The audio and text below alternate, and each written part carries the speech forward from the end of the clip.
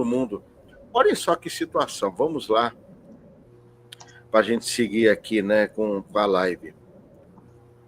É triste falar isso. Ixi, olha, é tenso, hein?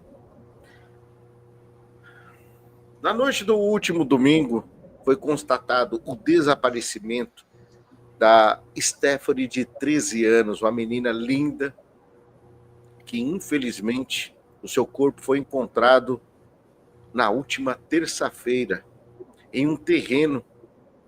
O detalhe que chama mais atenção é que quando encontraram ela, foi devido muitas pistas que foram deixadas e pessoas que acharam estranha a situação. Entre o ocorrido, ela foi vista, pelo menos a última vez com vida, entrando em uma HB20 após ter se jogado de dentro dela.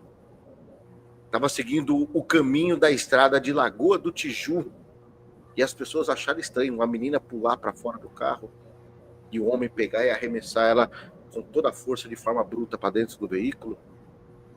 Pegaram ali a placa do carro, a descrição, ligaram para a polícia. Infelizmente, na segunda-feira, o homem já foi localizado sem vida. Perdão, já foi localizado e algumas pessoas já especulam que a menina estava sem vida no momento, mas enfim, nós vamos falar um pouco mais à frente. O veículo dele não... até esse momento a polícia não tinha pego ainda, mas quando foi pego encontrou muita coisa ali. Mas o que mais me impressiona é, estamos falando de um pseudo-pastor. E agora vamos começar com a pergunta aqui. Mestre Reiner, ungido do Senhor é problema do Senhor? Se o pastor é ladrão, tem que sair da igreja e ficar quieto? Denuncia ou não quando o cara se diz ungido do Senhor e é um picareta da fé? Gente, existem certas coisas que a gente ouve por aí, e para quem me acompanha já há um bom tempo, sabe que existem assuntos, existem falas que eu reajo, e a forma que eu reajo, todos me conhecem, entendem, né, o quanto que isso mexe comigo. E essa ladainha, essa falácia difundida aí, né, por Silas Malafaia, essa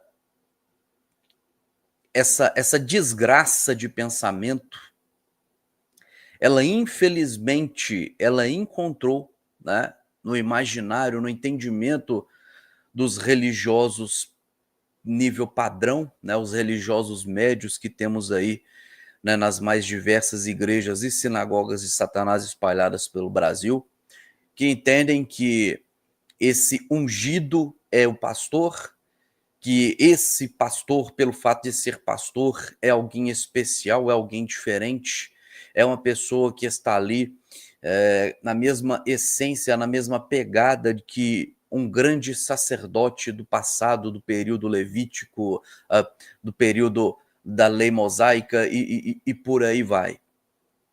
E não, meu querido, isso é nada mais nada menos do que mais uma das diversas blindagens gospel que inventaram, que criaram para, claro, se blindarem, para se esquivarem, para se livrarem de alguma crítica, de alguma análise, de um julgamento de valor, né, acerca aí de suas condutas, comportamentos e caráter.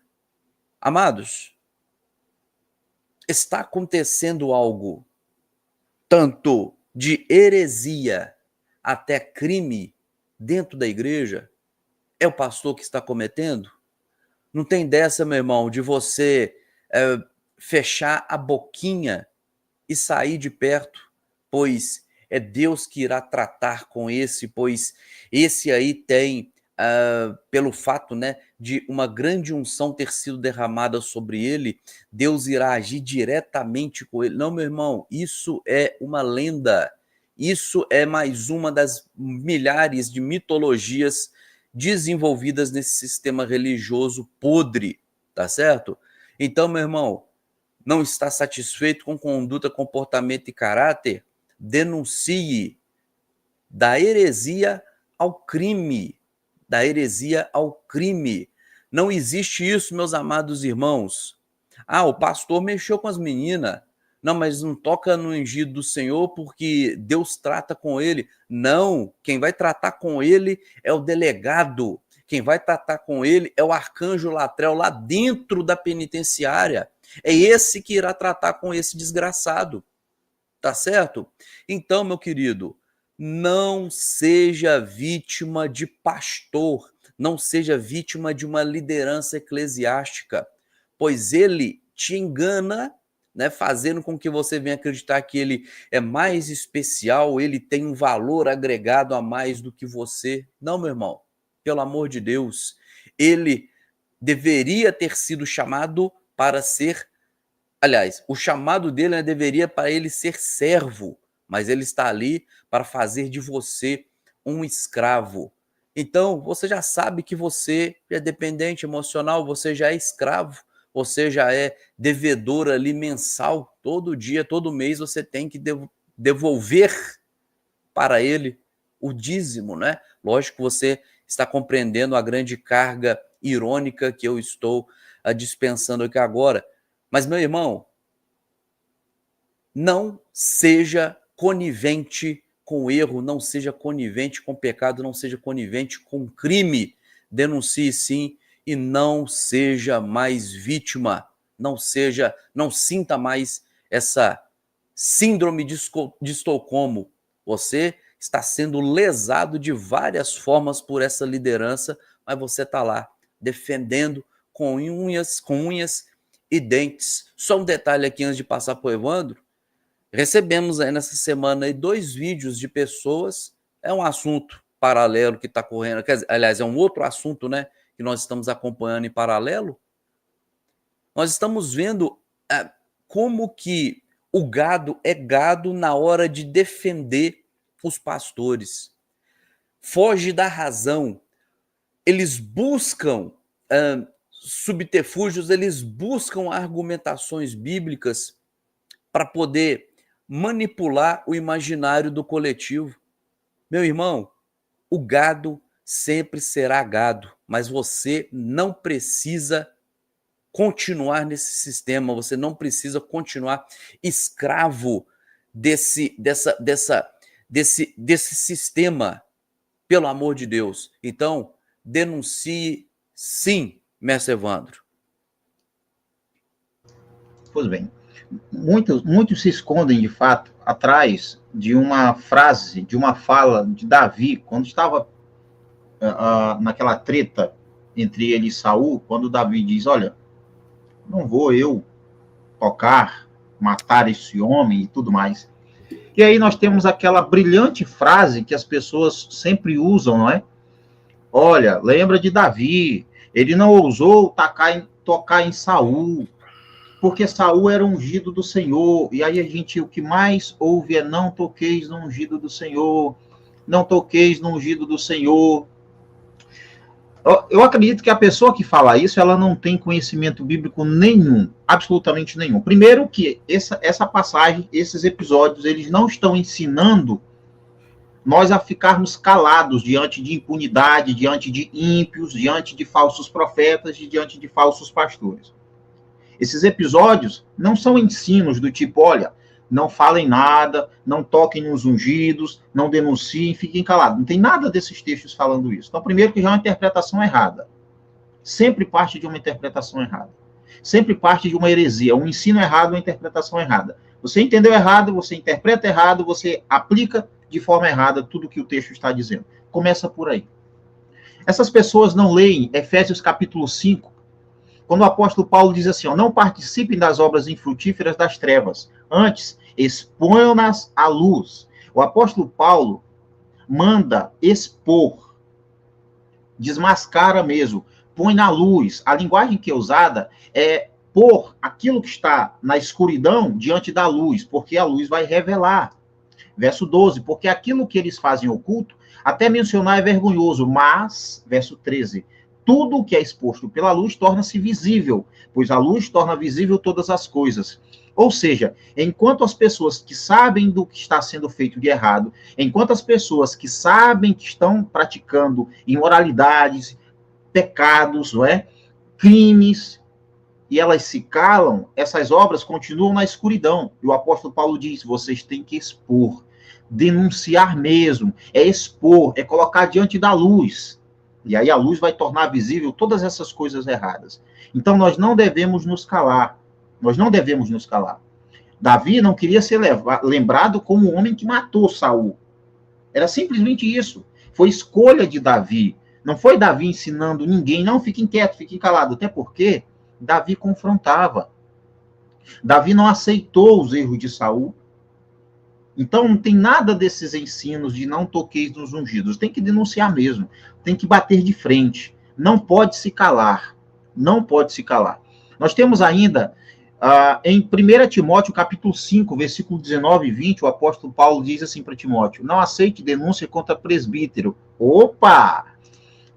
Então não pode falar nada, né? Vamos ficar calados, porque é o presbítero. Não aceite denúncia contra o presbítero, contra o pastor, contra o apóstolo, contra o profeta. É, meu filho, só que o texto continua e diz assim, ó, presta atenção. Não aceite denúncia contra o presbítero, senão exclusivamente sob o depoimento de 2 ou 3 testemunhas. Tem que ter testemunha.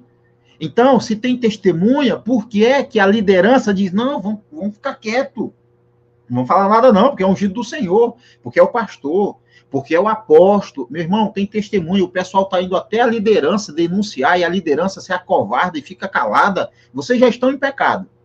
Porque descumprir o que a Bíblia está mandando fazer é pecado, você está se omitindo, está se acovardando. E o texto continua: quanto aos que vivem no pecado, repreende-os na presença de todos, para que também os demais temam. Então, se você sabe que estão praticando um crime, não interessa se é o apóstolo. O cara está praticando um crime, está sendo hipócrita, está sendo imoral, está vivendo de uma forma totalmente contrária ao que devia, denuncia, para que os outros que vivem essa vida lixo percebam que a hora deles vai chegar também. Esses escândalos, embora isso é muito triste envolvendo essa menina, mas isso serve de alerta. Não importa o quão bom seja feito, bom, né?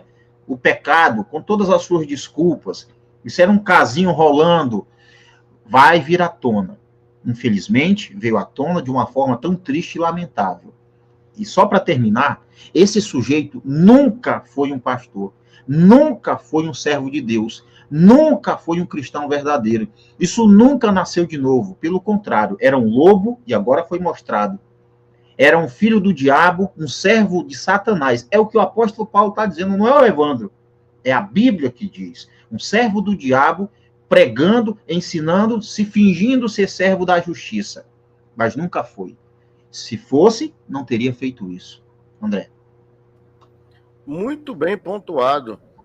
Embora a gente não está em um debate teológico, mas é necessário falar das Escrituras, um ponto crucial que muitas pessoas citam e não observam o que está sendo dito é sobre o ungido do Senhor dentro do contexto de Davi.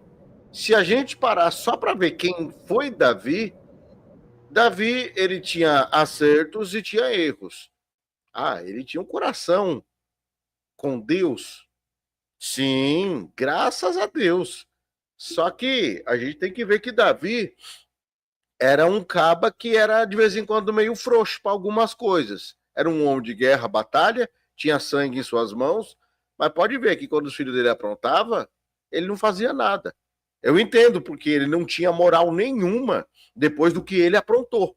Ele não tinha moral nenhuma para corrigir os da sua casa, mas ao mesmo tempo a gente consegue compreender que ele era um cara que era muito seletivo na sua justiça, e isso foi o que ocasionou diversos problemas, e tá aí o maior de todos os buracos nessa situação, é justamente a justiça seletiva, a justiça que convém, a justiça que é somente quando é para um lado, não é reta em todos os sentidos. Por isso que ele pagou, inclusive, as 4 ovelhas.